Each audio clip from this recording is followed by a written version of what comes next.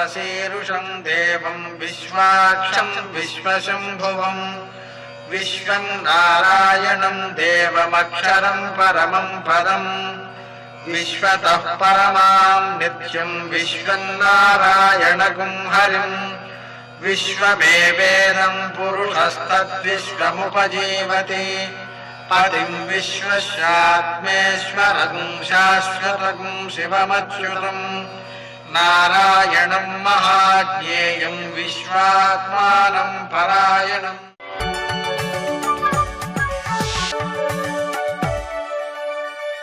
सूर्यशौर्यमथेन्दुरिन्द्रपदवी सन्मङ्गलं मङ्गलम्। మర్కటేశ మహోత్సాహ సర్వశోక వినాశన శత్రున్ సంహర మాం రక్ష శ్రియం దాపయ మే ప్రభో. నేటి కాలమాన విశేషాలను గమనిద్దాం. స్వస్తి శ్రీ చాంద్రమాన దుర్ముఖనామ సంవత్సరం దక్షిణాయనం శరదృతువు కార్తీక మాసం శుక్లపక్షం మంగళవారం. సూర్యోదయం 6:21 సూర్యాస్తమం 5:38 తిథి అష్టమి మధ్యాహ్నం 1:15 వరకు. నక్షత్రం ధనిష్ట తెల్లవారుజామున 4:35 వరకు. వర్జం ఉదయం 8:19 నుంచి 9:56 వరకు. దుర్ముహూర్తం ఉదయం 8:36 నుంచి 9:22 వరకు. మరల రాత్రి 10:43 నుంచి 11:34 వరకు. అమృతకాలం సాయంకాలం 6:02 నుంచి 7:40 వరకు. రాహుకాలం మంగళవారం కాబట్టి మధ్యాహ్నం 3 నుంచి 4:30 వరకు. అష్టకవర్గు రీత్యా శుభప్రదమైన సమయం సాయంకాలం 5:15. నేటి విశేషాలు: కార్తీక మాసం, గోష్ఠాష్టమి వ్రతం, కార్తవీర్య జయంతి. కార్తీక మాసంలో ఈ అష్టమికి కార్తవీర్య జయంతిగా ప్రాధాన్యం ఉంది. దానివలన కార్తవీర్యార్జునుడిని పూజించుకోవడం ద్వారా మన సొమ్ము వ్యర్థం కాకుండా ఉంటుంది. ఆయన యొక్క గొప్పతనం ఏంటంటే దత్తాత్రేయుని యొక్క శిష్యుడుగా, ఒక యోగిగా, 1000 బాహువులు కలిగినటువంటి వాడుగా ఆయన తన యొక్క రాజ్యంలో ఎవరు దొంగతనం చేద్దామని మనసులో అనుకున్నా వెంటనే 1000 బాహువులతో ఎదురుగుండా ప్రత్యక్షమయ్యేవాడ. ఇంకా ఆ రాజ్యంలో దొంగతనం జరుగుతుంది? జరగదు కదా. అందుకని ఆయన స్మరించినందువలన మన దగ్గర కూడా దొంగతనం జరగకుండా ఉంటుంది. అందువలన ఆ కార్తవీర్యార్జునుడిని పూజించుకోవడం మంచిది. అలాగే గోష్ఠాష్టమి వ్రతం కాబట్టి గోవులను పూజించటం, ఆ గోవులను ఉంచేటువంటి ప్రదేశాన్ని గోష్ఠం అంటారు. దాన్ని పరిశుభ్రం చేయటం, దాన్ని పూజించటం, ఇవన్నీ కూడా ఉత్తమ సత్ఫలితాలను అందజేస్తుంటాయి. నేటి ఆణిమత్యాలు.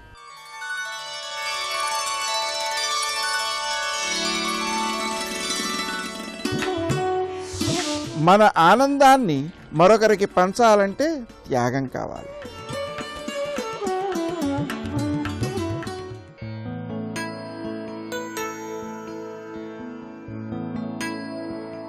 మనం చేసే పనులన్నింటికీ విధిని బాధ్యత వహించమనడం ఎంతవరకు సమంజసం?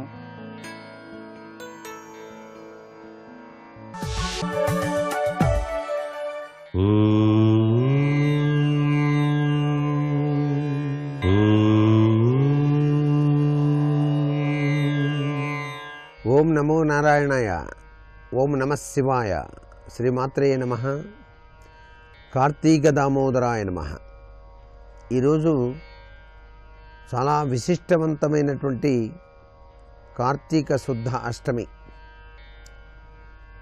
ఎవరైతే ఈ యొక్క సుదినాన సకల ముక్కోటి దేవతా స్వరూపిణి అయినటువంటి గోమాతను అర్చన చేస్తారో వారికి మానవ జీవన సాఫల్యత సిద్ధి, అదృష్టం తప్పనిసరిగా కలిగి తీరుతుంది. గ్రహచారాలు పట్టి పీడిస్తున్నటువంటి వాళ్ళు, అదృష్టం కలిసి రానటువంటి వాళ్ళు ఈ రోజున గనక గోవు పుష్టభాగం దగ్గరికి వెళ్ళి పసుపు రాసి, కుంకం పూసి, పుష్పాలతో అలంకరించి నమస్కృతాంజలి గడిస్తూ గోప్రదక్షిణ చేసి గోవుకు వలసినటువంటి ఆహారాన్ని గనక త్రికరణ శుద్ధితో గనక సమర్పించి ఆ గోమాతకు నమస్కృతాంజలి గనక గడించినట్లయితే జన్మ జన్మాంతరాల నుంచి పట్టి పీడిస్తున్నటువంటి వివిధ రకాలైనటువంటి రుగ్మతలన్నీ తొలగిపోతాయి. అదృష్టవల్లి గోమాత తన దివ్యవంతమైన అనుగ్రహ కరుణా కటాక్ష వీక్షణాలతో లక్ష్మీ కటాక్షాన్ని ప్రసాదిస్తుంది అని చెప్పేసి శాస్త్రం.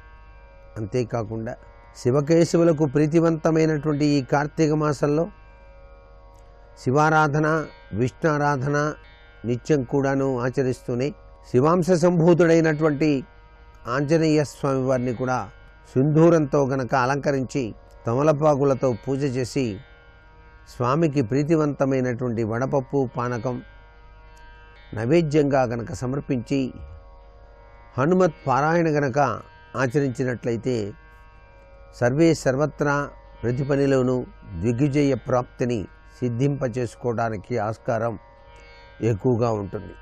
శ్రీరామ భక్త హనుమాన్ రామనామం వెనకాల దాగిన పరమార్థాన్ని అర్థం చేసుకొని హనుమంతుని కూడాను అర్చన చేసినటువంటి వాళ్ళకి సర్వశత్రునాశకం అని చెప్పేసి కూడా చెప్పవచ్చు. సర్వే జనా సుఖినో భవంతు.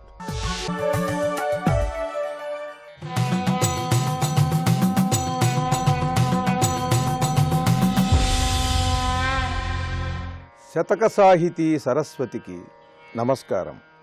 ఏమయ్యా మహనీయ నీ జటలు మిన్నేటిన్ సుడుల్ త్రిప్పునే వాముల్వోలిక నమ్మవారినవి నొవ్వంజేయునో ఏమో ఆమెమో పిచ్చిది నిన్నే కోరినది నీవే దైవమంచెంచుచున్ ఏమో గొప్పని పెంచుకొంటివి సుఖమ్మే రామలింగేశ్వర. ఓ రామలింగేశ్వర స్వామి, ఏమయ్యా మహనీయ, ఏమిటి స్వామి నీ జటలు మిన్నేటిన్ సుడుల్ త్రిప్పునే, నీ జటలు ఆకాశ గంగనే సుడులు తిప్పించేలాగా చేస్తున్నాయే. అలా నువ్వు ఆ ఆకాశ గంగనే నీ శిరస్సుపైకి దూకిన వెంటనే బంధించి నీ శిరస్సుపైనే సుడులు తిరిగేలాగా చేశావు. నీ జటలు అందుక పెంచింది. వాముల్వోలిక నమ్మవారినవి నొవ్వంజేయునో ఏమో, నీ శరీర భాగంలో సగమైనటువంటి ఆ పార్వతీదేవిని అమ్మవారిని ఈ సుడులన్నీ కూడా భయపెడతాయో ఏమో, ఆవిడికి భారమవుతాయో ఏమో. ఎందుకంటే నీలో అర్ధభాగం కనుక ఈ విపరీతమైన భారంతో ఆకాశం మీద నుండి దూకిన ఈ గంగ నీ శిరస్సుపైకి దూకింది అని అంటే అర్ధభాగమైన ఆవిడ శిరస్సు పైన కూడా ఈ భారం పడుతుంది. ఈ సుడులన్నీ అలా తిరుగుతూ ఉంటే ఆవిడికి కూడా బాధ కలుగుతుందేమో. ఒక్కసారి ఏమైనా ఆలోచించావా? అమ్మవారినవి నొవ్వంజేయునో ఏమో ఆమెమో పిచ్చిది. నిజంగా చూస్తే ఆమె ఒక కొండ కూతురు. కాస్త తెలివితేటలవి కాస్త తక్కువగా ఉంటాయి. ఎందుకనంటే నిన్ను నమ్ముకుని వచ్చేసింది. పోనీ నీ దగ్గర ఏమైనా గొప్ప సంపదలు ఉన్నాయా అంటే ఏమీ లేవు. ఏమీ లేనటువంటి వాణ్ణి నిన్ను ప్రేమించటంలోనే ఆవిడ పిచ్చిదని తెలుస్తున్నది. ఆమెమో పిచ్చిది నిన్నే కోరినది. నిన్ను కోరుకుని వచ్చి నీలో సగభాగంగా నిలిచినటువంటి ఆవిడికి కూడా ఈ భారాన్ని కలిగిస్తున్నావయ్యా. ఈ సుడులు తిరగటం వలన ఆవిడికి కూడా తలకి భారంగా ఉన్నది, భయం కలుగుతూ ఉంటుంది. నీవే దైవమంచెంచుచున్, నిన్నే దైవంగా భావించి ఆవిడ పిచ్చిగా నిన్ను ప్రేమించి నీ కోసం వచ్చింది. ఏమో గొప్పని పెంచుకొంటివి సుఖమ్మే రామలింగేశ్వర. చాలా గొప్ప విషయం. ముల్లోకాలలోనూ ఎవరూ చేయనటువంటి పని నేను చేస్తున్నాను అని ఈ జటలు పెంచుకున్నావా ఏమిటి? ఈ జటలు పెంచుకుని ఆ గంగని బంధించటం వల్ల ఆ సర్వమంగళకు అమ్మవారికి ఎంత భారం కలుగుతున్నదో ఆలోచించావా? ఇది ఏమో గొప్పని పెంచుకొంటివి సుఖమ్మే. ఇలా ఈ జటలు పెంచుకోవటం నీకేమన్నా సుఖంగా ఉందా? ఇది ఏమన్నా నీకు గొప్పదనాన్ని ఇస్తుందా అంటూ సామాన్య జనులు ఊరికేనే ఈ జుట్టుని పెంచుకోవటం, ఆ జుట్టుని పెంచుకోవటం వలన అది తలకి భారమే తప్ప అదేమీ జగత్కళ్యాణ కారకం కాదు. ముఖాన్ని మూసివేయటం, శిరస్సుకి భారం, అంతకి మించి ఏమీ ఉండదు.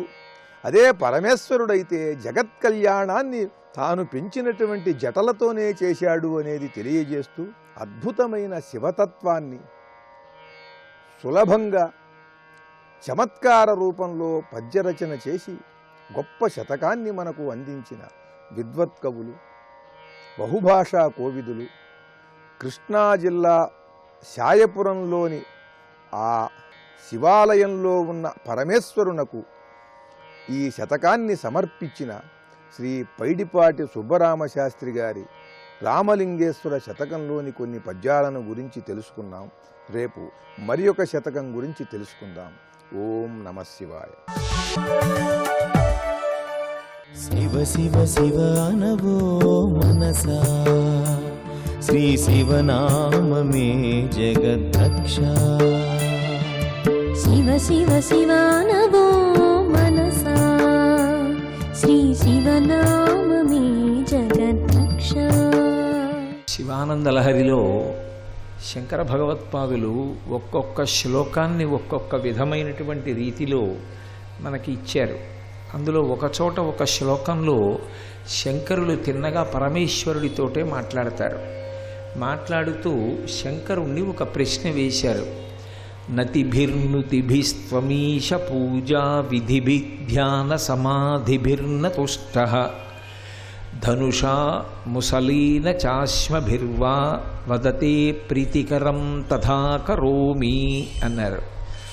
శివుణ్ణి ఉద్దేశించి మాట్లాడుతూ శంకర, భక్తుడైనటువంటి వాడు చేసేటటువంటి ఉపాసన, అతని యొక్క జీవన విధానం, అతను కష్టపడి పూజ చేయడం లేదా భగవద్భక్తితో ప్రవర్తించడం, ధార్మికమైనటువంటి జీవితం, వీటన్నింటికీ చిట్ట చివరి ప్రయోజనమేమి అంటే భగవంతుణ్ణి చేరుకోవడం. భగవంతుని యొక్క దర్శనాన్ని పొంది భగవంతుణ్ణి చేరుకోవాలనేటటువంటి పట్టుదలతో అంత నియమబద్ధమైనటువంటి జీవితాన్ని భక్తుడు గడుపుతున్నాడు. అయితే విచిత్రం ఏమిటంటే, నాకు ఒక అనుమానం ఉంది శంకర అన్నారు శంకరాచార్యుల వారు పరమశివుణ్ణి ఉద్దేశించి. నతిపిహి అంటే నేను నమస్కారం చేస్తే నువ్వు లొంగుతావని నమ్మకం పోయింది. నుతిభిహి, నిన్ను స్తోత్రం చేస్తే లొంగుతావని నేను అనుకోవట్లేదు. త్వమీశ పూజా విధిభిహి, ఏదో నిన్ను పూజ చేసేటటువంటి విధి విధానాలు ఏమున్నాయో ఆ విధి విధానాల్ని చక్కగా పాటించడం చేత నీ యొక్క దర్శనాన్ని పొందవచ్చనేటటువంటి నమ్మకం కూడా నా యందు తగ్గింది. త్వమీశ పూజా విధిభిః ధ్యాన సమాధిభిర్న తుష్టః, ధ్యానము చేత సమాధి చేత నీవు తృప్తి చెందుతావా? నాకు నమ్మకం కలగట్లేదు. వేటి చేత అంటున్నారు? నతిభిః అంటే నమస్కారం, నుతిభిః స్తుతి చేత, త్వమీశ పూజా విధిభిః నిన్ను పూజించడం చేత, ఆ తరువాత ధ్యాన సమాధిభిః ధ్యానం చేసి సమాధిలో ప్రవేశించి భగవద్దర్శనం కొరకు త్రికరణ శుద్ధిగా మూడు ఏకమై ఒకటిగా నిలబడ్డంలో, నతుష్ట ఈ ప్రయత్నాల వేటి చేత కూడా నీవు తృప్తి చెందావు అని నేను అనుకోవట్లేదు. కానీ నీకు సంబంధించినటువంటి కొన్ని వృత్తాంతాలు ఉన్నాయి. అవి ధనుషా, నిన్ను ఒక ధనస్సు పెట్టి కొడితే ఒకప్పుడు నువ్వు ప్రసన్నుడవై ఒకరికి దర్శనమిచ్చావు. ముసలీన, రోకలి పెట్టి కొడితే అనుగ్రహించి దర్శనమిచ్చావు. ఆశ్మభిర్వా, రాళ్ల పెట్టి కొడితే అనుగ్రహించి దర్శనమిచ్చావు. కాబట్టి ఇప్పుడు నేను మొట్టమొదట చెప్పినటువంటివి చేసి నీ యొక్క తృప్తిని పొందడమా, లేదు ఈ వెనక చెప్పినటువంటి మూడు ధనస్సుతో కొట్టడం, రోకలితో కొట్టడం, రాళ్లతో కొట్టడం ఇటువంటివి చేసి నీ అనుగ్రహాన్ని పొందడమా? నాకు కావలసింది నీ అనుగ్రహం. నీ అనుగ్రహంలో నిన్ను ధనస్సు పెట్టి కొట్టిన వాడికి వెంటనే ప్రత్యక్షం అయ్యావు, నిన్ను రోకలి పెట్టి కొట్టిన వాళ్ళకి వెంటనే ప్రత్యక్షం అయ్యావు, రాళ్ల పెట్టి కొట్టిన వాళ్ళకి వెంటనే ప్రత్యక్షం అయ్యావు. వదతే ప్రీతికరం, అసలు నీకు నిజానికి ఏది ఇష్టం? నమస్కారం చేస్తే లొంగుతావా? స్తోత్రం చేస్తే లొంగుతావా? పూజ చేస్తే లొంగుతావా? ధ్యానం చేసి సమాధిలో ప్రవేశిస్తే లొంగుతావా? వదతే ప్రీతికరం, నీకేది ఇష్టమో చెప్పు. తథా కరోమి, అలాగే చేస్తాను. నమస్కారం పెట్టి ధ్యానం చేసి పూజ చేసి సమాధిలోకి వెడితే నువ్వు అనుగ్రహిస్తావా? నువ్వే చెప్పు, ఎలా చేయమంటే నేను అలా చేస్తాను. వదతే ప్రీతికరం తథా కరోమి, నేను అలా చేస్తాను. ఏమిటి శ్లోకానికి అర్థం?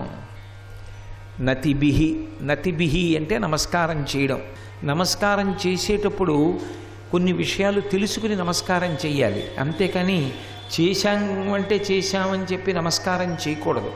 ప్రత్యేకించి ఎవరైనా పెద్దలకి నమస్కారం చేసేటప్పుడు వారు ప్రశాంతంగా ఉన్నారా లేదా అన్నది చూసుకుని కాళ్ళకి నమస్కారం చెయ్యాలి. అంతేకాని ఆయన నడిచి వెళ్ళిపోతుంటే కాళ్ళకి నమస్కారం పెట్టారనుకోండి, చేతులు అడ్డు తగిలి ఆయన కింద పడిపోతాడు. అది నమస్కారం చేయడమా, ఆయన బాధ పెట్టడమా? అలా ఎప్పుడు పడితే అప్పుడు ఎలా పడితే అలా నమస్కారం చేయకూడదు. అందుకే నడిచి వెళ్ళిపోతున్నప్పుడు ఎప్పుడూ కాళ్ళకి నమస్కారం పెట్టకూడదు. అది తప్పది, దోషం. అలా పెట్టకూడదు.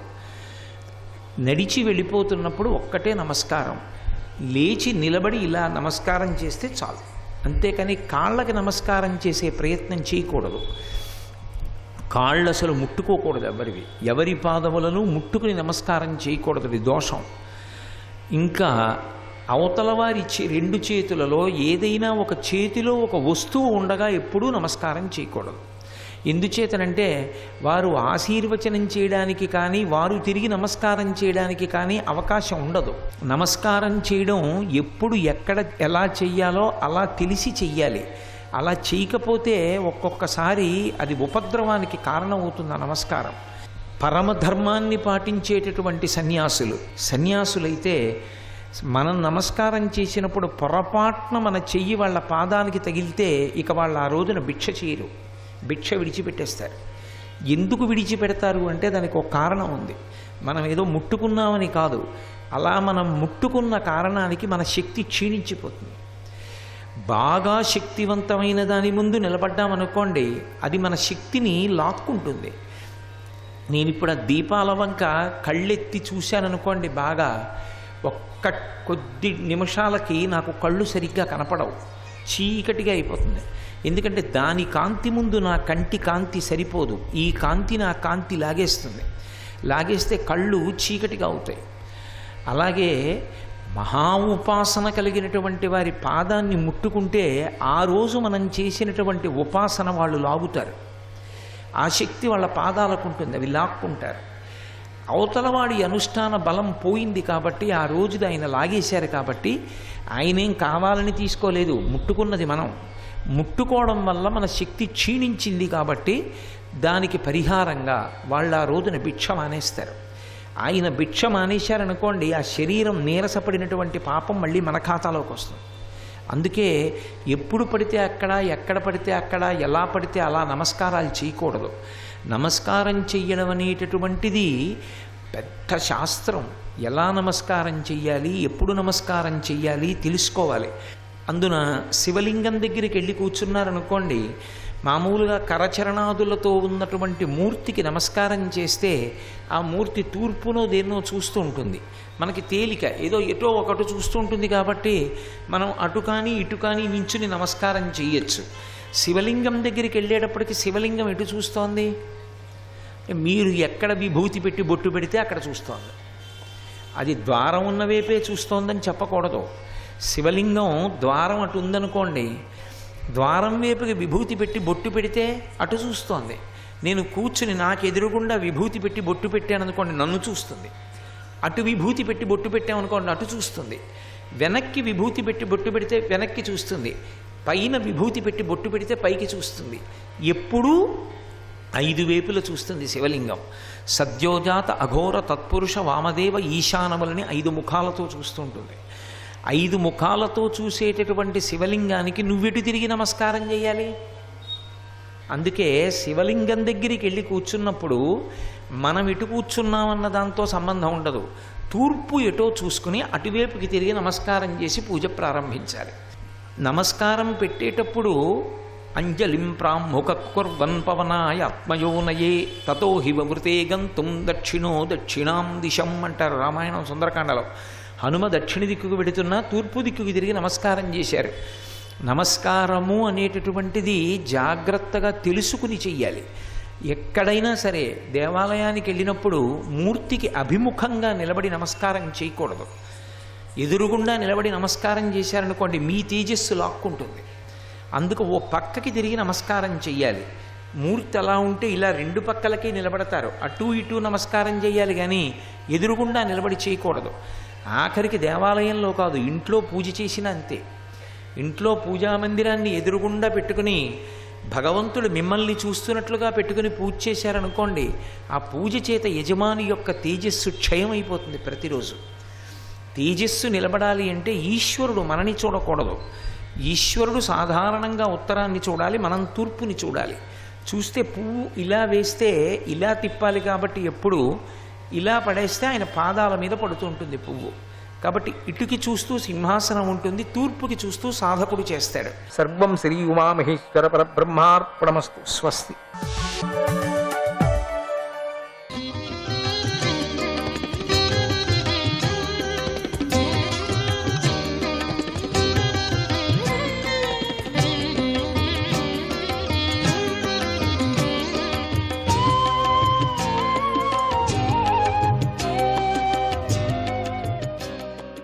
సంకర్షణాయ నమః.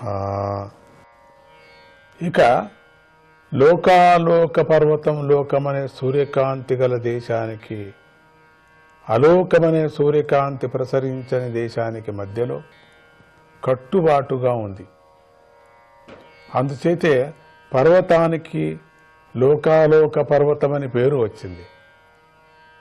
లోకాలోక పర్వతం ముల్లోకాలకు చివరిలో 4 వైపులా సరిహద్దుల్లాగా ఈశ్వరుడి చేత స్థాపించబడింది అనుకున్నాం కదా. సూర్యుడితో మొదలుకొని ధ్రువ నక్షత్రం వరకు గల నక్షత్ర గణాల కాంతులు ఆ పర్వతానికి ఈవతల నుండే 3 లోకాలను ప్రకాశింపజేస్తూ ఉంటాయి. కానీ ఆ కిరణాలు ఎప్పుడైనా కానీ లోకాలోక పర్వతాన్ని దాటి ప్రసరించవు. ఆ పర్వతం యొక్క ఎత్తు వైశాల్యములు కొలతకు అందవు, కనుక ప్రమాణము నిర్ణయించటానికి సాధ్యం కాదు. విద్వాంసులు ఇలా లోకాల విస్తారాన్ని, కొలత లక్షణాలను, స్థితులను అంశాలుగా విచారించి నిశ్చయం చేశారు. ఈ లోకాలోక పర్వతం భూమండలంలో 4వ వంతు ఉంది. ఈ భూమండలం 50 కోట్ల యోజనాల విస్తారం కలిగి ఉంది.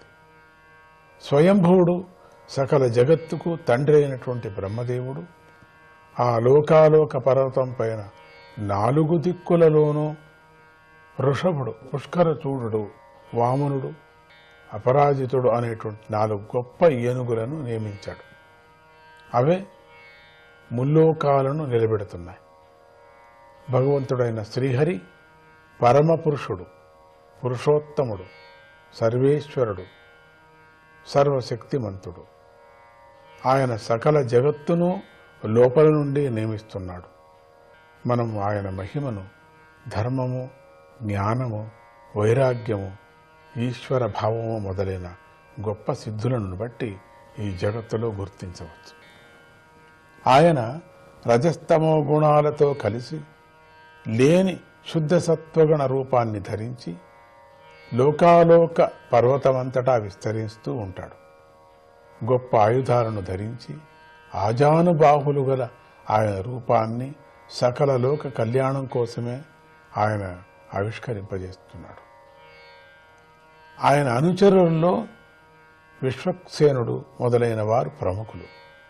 వారు ఆయనను చుట్టుముట్టి సేవిస్తూ ఉంటారు. ఇప్పుడు ఆయన అక్కడ గల ఏనుగులకు, తన అంశలైన దిక్పాలకు కూడా అనేక విధాలుగా పరాక్రమాన్ని వృద్ధి చేస్తూ ఉంటాడు.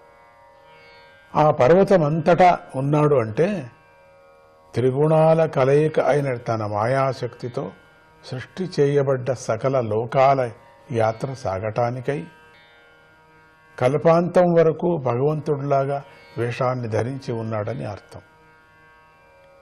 లోకాలోక పర్వతానికి లోపల ఉండే ముల్లోకాల విస్తారం గురించి చెప్పబడింది.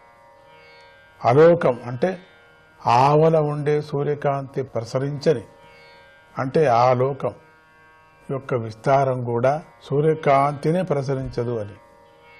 దాని యొక్క విస్తారం అంతే ఉంటుంది కూడా. ఆ లోకం తరువాత, అలా వచ్చినటువంటి లోకం తర్వాత స్థానము యోగేశ్వరుడు, అంటే ఆ అలోకం తర్వాత, అంటే ఆ లోకాన్ని ఆ అలోకం తర్వాత స్థానము యోగేశ్వరుడు పవిత్రమైన గతిని పొందే స్థానమని చెప్తూ ఉంటారు. స్వర్గలోక భూలోకాలకు మధ్యలో బ్రహ్మాండం యొక్క కేంద్ర స్థానంలో సూర్యుడు ఉన్నాడు. సూర్యుడికి బ్రహ్మాండ గోళానికి మధ్యలో 25 కోట్ల యోజనాల దూరం ఉంది. ఈ సూర్యుడి అచేతనమైన ఈ బ్రహ్మాండంలో ప్రకటమయ్యాడు. ఆ విధంగా ఆయన జీవకోటికి కారణమయ్యాడు. మార్తాండుని తేజోమయమైన బ్రహ్మాండం నుండి ఆవిర్భించాడు గనుక హిరణ్య గర్భుడు అనే పేరు ఆయనకు కలిగింది.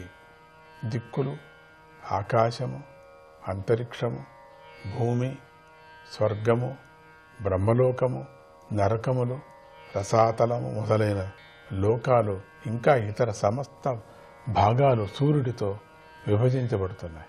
దేవతిర్యం మనుష్యాణం సరీసృప సవీరుధాం సర్వజీవనికాయానాం సూర్య ఆత్మా దృగీశ్వరః. దేవతలు, పశుపక్ష్యాదులు, ప్రాకే జంతువులు, చెట్టు చామలు మొదలైన సమస్త జీవకోటికి సూర్యుడే ఆత్మ. కంటి చూపుకు సూర్యుడే అధిష్టాన దేవత అయి ఉన్నాడు. ఇంతటితో 5వ స్కందంలోని 20వ అధ్యాయం సమాప్తమవుతున్నది. 21వ అధ్యాయం. ఈ అధ్యాయంలో సూర్యరథ గమనం గురించి వర్ణించబడింది. శ్రీ సుఖమహర్షి పరీక్షిత్ మహారాజుకు ఇలా చెప్పసాగాడు. ఓ రాజా, భూమి యొక్క రచన, దాని పరిమాణం, లక్షణాలను గురించి నీకు చెప్పాను కదా. ఈ భూగోళం యొక్క పరిమాణంతో స్వర్గలోకం యొక్క పరిమాణం కూడా సమానంగా ఉంటుంది.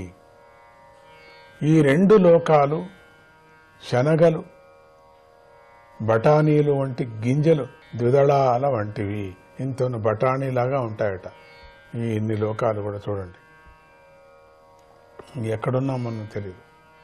ద్విదళాల వంటివని వాటి గురించి బాగా తెలిసిన పెద్దలు చెబుతున్నారు. ఈ 2 లోకాలతో కలిసి వాటి మధ్యలో అంతరిక్షం ఉంది. జ్యోతిర్మండలాలలో శ్రేష్ఠుడు సూర్యభగవానుడు.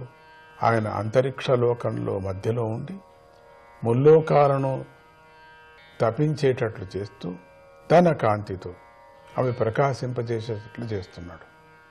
అటువంటి సూర్యుడు కాలం అతిక్రమించకుండా మకరము మొదలైన రాసుల్లోని పైన క్రింద సమానమైనటువంటి స్థానాలలో ప్రవేశిస్తూ ఉంటాడు.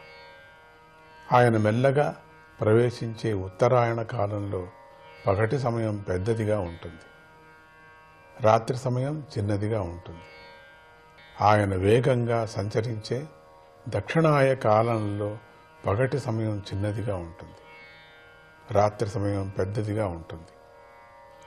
ఆయన సమాన వేగంతో సంచరించే విషువత్కాలంలో రాత్రి సమయం పగటి సమయం సమానంగా ఉంటుంది. సూర్యుడు మేష తులారాశుల్లో ఉన్నప్పుడు రాత్రి పగలు సమానమైన పొడవు కలిగి ఉంటాయి. సూర్యుడు వృషభము మొదలుకొని ఉంటే 5 రాశుల్లో సంచారం చేసేటప్పుడు నెలకు ఒక్కొక్క గడి అంటే 24 నిమిషాలు చొప్పున పగటి సమయం పెరుగుతూ రాత్రి సమయం తగ్గిపోతూ ఉంటుంది. సూర్యుడు వృశ్చికంలో మొదలుకొని 5 రాశుల్లో ఉన్నప్పుడు రాత్రి పగటి సమయాలలో పైన చెప్పుకున్న దానిని బాగా మార్పులు వస్తాయి. దక్షిణాయనం వచ్చే వరకు పగళ్ళు, ఉత్తరాయణం వచ్చే వరకు రాత్రులు పెరుగుతూ ఉంటాయి. సూర్యుడు మానసోత్తర పర్వతం యొక్క చుట్టూ సంచరించే దూరం 9,51,00,000 యోజనములు. ఆ పర్వతం నుండి మేరు పర్వతానికి తూర్పు దిక్కు వైపు దేవదాని అనే ప్రసిద్ధి చెందిన ఇంద్రుడి నగరం ఉంది. దక్షిణ దిక్కులో సమయం అనే ప్రసిద్ధి పొందిన యమ నగరం ఉంది.